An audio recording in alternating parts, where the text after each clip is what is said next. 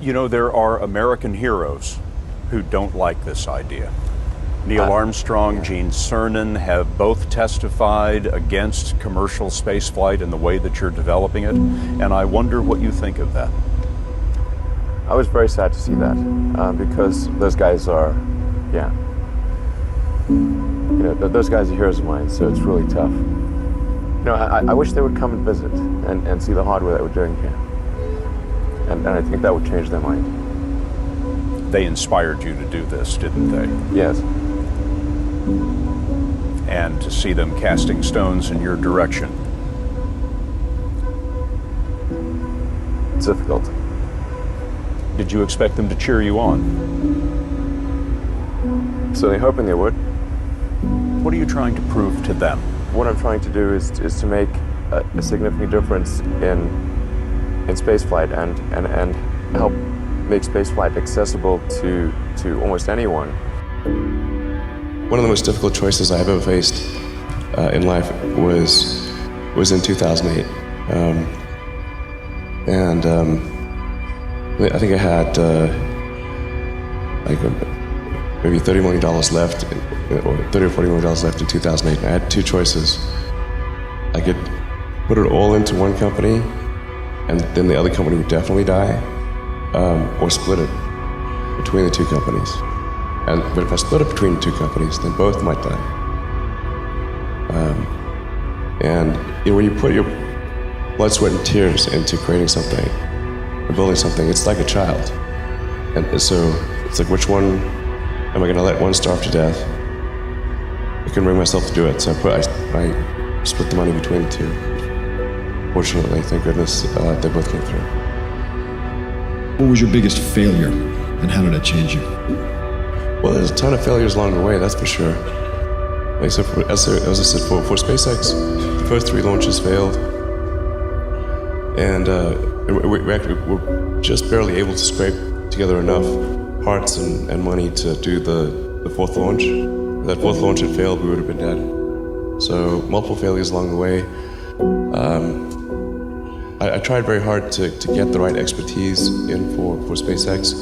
I tried hard to find a great chief engineer for the rocket, but the good chief engineers wouldn't join, and the bad ones, well, there was no point in hiring them. So I ended up being chief engineer of the rocket. So if I could have found somebody better, then we would have maybe had less than 3 failures. That 3rd failure in a row, did you think, I need to pack this in? Never. Why not? I don't ever give up.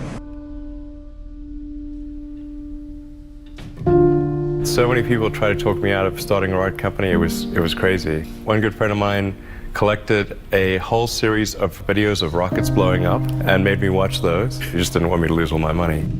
We're doing these things that seem unlikely to succeed, and we've been fortunate, and at least thus far they have succeeded. Now is the time to take risk. You don't have kids. As you get older, your obligations increase.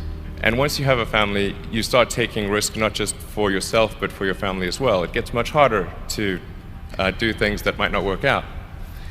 So now is the time to do that before you have those obligations. So I would encourage you to take risks now, do something bold. 32 seconds into How did flight. you figure you were going to start a car company and be successful at it? Well, I didn't really think Tesla would be successful. I thought we would most likely fail. But I thought that we at least could address the false perception that people had that an electric car had to be 10, ugly and 9, slow and 8, boring 7, like a golf cart. But 6, you say you didn't expect the 5, company to be ready to successful, start. then why 2, try? If something's 1, important enough, you should try, even if booster the ignition, probable outcome and is failure. liftoff of Shuttle Endeavour with NASA's final space station How do you think compartment about that brings a making bay a window decision view whenever to our you realize celestial this is a crazy backyard? idea? Where do you get the internal strength to do that?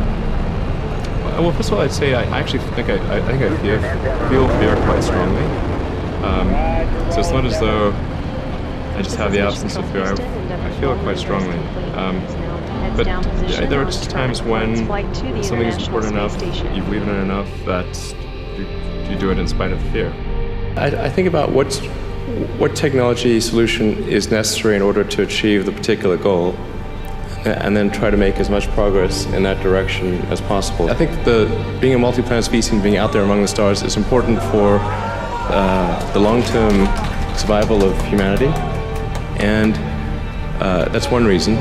But then the part that I find personally most motivating is that it creates a sense of adventure, and it makes people excited about the future.